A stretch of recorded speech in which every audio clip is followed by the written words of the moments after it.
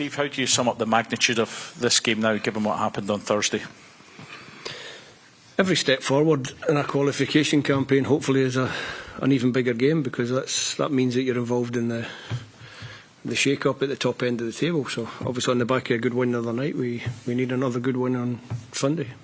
Is the message quite easy? Take nothing for granted against Belarus? Of course. I think in my tenure we've done well against the so-called lesser teams in the group, and it's very important that you get the points off these teams. It's very important we get the points off Belarus. They'll come here, they'll be organised, they'll be difficult to break down, and until you break them down, it's a long night. It's one of the key messages then, not only to your players but maybe to those in the stands, about being patient then, given that they could make it difficult. No, they'll make it difficult, but it's up to us to make sure that we approach the game properly, which we will. It's up to us to make sure that we create enough chances in the game to get the crowd excited, which we hopefully will. And then from there, it's not about patience from the crowd. It's the crowd need to back the players need to give the crowd something to shout about, and that's what we'll try and achieve. This is going to be a landmark game for you as well. Nobody else will have taken charge of more Scotland games. Do you look at that? Are you proud of that milestone, or is it very much focused on the game? Well, I think I'd be a bit daft if I wasn't proud, because obviously I'm the first guy to reach that amount of games, so that's nice. It's nice for me, but that's a little personal thing at the moment. It shouldn't be about me, it's about the team, and it's about trying to get to the World Cup, so that's what we're going to focus on. Steve, when you started out as Scotland manager, what were your expectations? Be successful. Good group of players. I knew I was coming in. The brief was qualify for tournaments. We've managed to do that twice, but we want to do it again because we're all greedy. So that was expectation, was to do as well as I could. I always looked at the players and you're thinking, what can we do to improve? Did I think it'd last this long? Probably not, but here I am. You are still here, yeah. Have you noticed in that time, though, and maybe part of it is down to the loyalty you've had with the players, that it has become more a team environment rather than a national team environment, more like a club? Yeah, I think there's obviously a balancing act there. Obviously, I've been fortunate and I've managed to put together, or they've put together themselves, I'm not sure which way around it was, but we've put together a really strong nucleus in the squad that we've managed to build on, and there's been an evolution round about the sort of main core, and that's what creates the environment, because when they come together they know each other. Obviously good results help. The more good results you have every time you get together, you feel good about the guy sitting next to you because you know you can trust him. For me as a head coach, I've got a lot of players that you know over the years that I've always trusted, and by and large, I've never let me down, which is great, and hopefully I've never let them down. And that's how you build that sort of trust, and like you say, team spirit or club spirit. It's that familiarity. But the familiarity doesn't come if you're not successful, because I'd have been at the door and somebody else would have been in, and maybe they would go a different way. So it all sort of adds up to where we're sitting just now. I know that you're a very experienced manager, but who do you go to for guidance? Who do you speak to try, if you need to ask a question about whether it be management or how to handle a player? I've got one of the mirrors on the wall that you go and stand in front of. You say, right, you idiot, what are you doing next? That's it. I don't really. I've always gone along the lines of I'd rather make my own mistakes. I'd rather make my own decisions. If it's the wrong decision, I can live with that, as long as I know I took it in the right way. If it was a good decision, then I can give myself a pat in the back, and I'm not going to somebody else and saying thanks for helping me out. So, by and large, I trust myself. You're 3 wins away, Steve, from creating a little bit of history in terms of taking Scotland back to a World Cup again. And I know you want to say it's one game at a time, but tomorrow's a huge step, though, is it not? Regardless of what happens out in Denmark. Yeah, tomorrow's another step, and it's the closer you get to the end of the qualifying campaign. If you're making positive steps and you're moving forward and you're picking up the points that you need to pick up, then it just makes the next game bigger and the next game bigger. So hopefully on Sunday night we're sitting smiling and thinking roll on November, because we'll have 2 fantastic games to look forward to. Steve, given the resilience the team showed in Copenhagen and again the other night, how much do you just sense there's a real inner belief, a kind of inner steel within this group that they just want to get this job done and get to the World Cup? Yeah, it's there. You can see it in the performances. You can see the players are determined to do everything they can to make sure that we get to the finals. But talking about doing it and actually doing it on the pitch is 2 completely different things. So far we've managed to do what we wanted to do, and we still have 3 more steps to make, and hopefully a big one tomorrow. Why does getting to a World Cup mean so much to you? It feels even like a few years ago you were always talking about you want to be the guy to get Scotland back to a World Cup.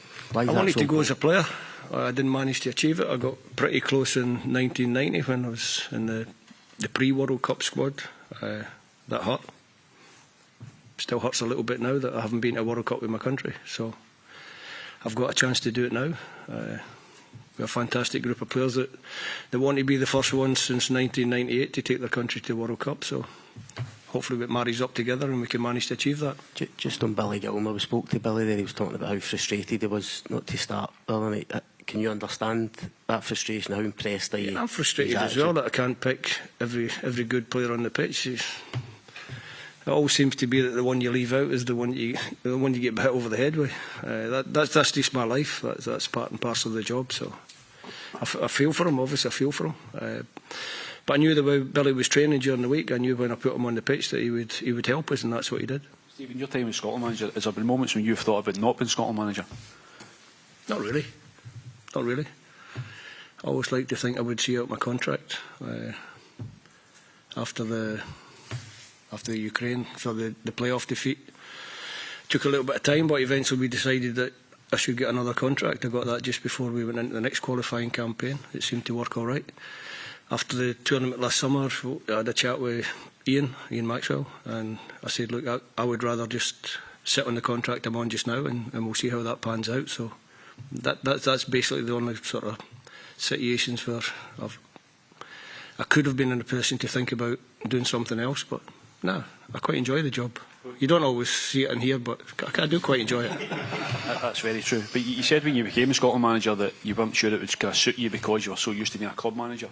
Have you got used to the job? Are you kind of developed in that side of it, kind of dealing with the kind of downtime of not between the games? And after when you're finished doing this job, do you see yourself going back to club management? I've learned how to deal with the downtime. It took me probably the first year, maybe 18 months to work out what you do between camps, how much time to spend not looking at the opposition, because sometimes you can drive yourself daft watching videos and videos before you actually come into camp. So my preparation on that side is better. I deal with that better. I've learned how to deal with the stress and the tension, and I've got another word for it, but the nonsense that can sometimes come when you're in camp. I've learned how to deal with that a little bit. The intensity of back-to-back games, even at times there was 3-4 games in one window. So I've learned how to handle that a little bit. You know that you're going to start quite fresh, and by the end of the 8, 9, 10 days, whatever you're together, you know you're going to be a little bit more tired. So I handle that better. But I still see myself with a club job in the future. And then I look at the age of some of the young coaches and managers now, and I'm thinking, well, I hope they don't think I'm too old for it, because I'm certainly not. But at this moment in time is just to concentrate on what I'm doing here. Very short term, I've got a big target to try and achieve. Do you think you'd be better placed as well, Steve, given the experience you have of getting Scotland to tournaments, to make a better impact at the next tournament if you get there? Has that been one? That would be nice. That would be nice. Has that been one of the kind of? We need to get there first. So if we get there first, then I'll speak to you about what I hope is going to happen in the tournament. Steve, as you said, you've got a good record in these kind of games against the kind of lower seeded teams.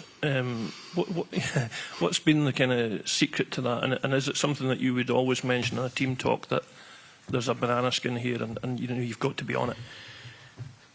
I think all of it I've tried to emphasise is that if you want to qualify, these are the games that you have to win. You have to give yourself a platform to play against the bigger nations, where hopefully you can get more points to help you qualify. But if you drop points to the teams that are ranked below you, it makes qualification much more difficult. And if you look over the barren years, those were the years where maybe we messed up against opposition that we feel we should be beaten, and we should be beaten.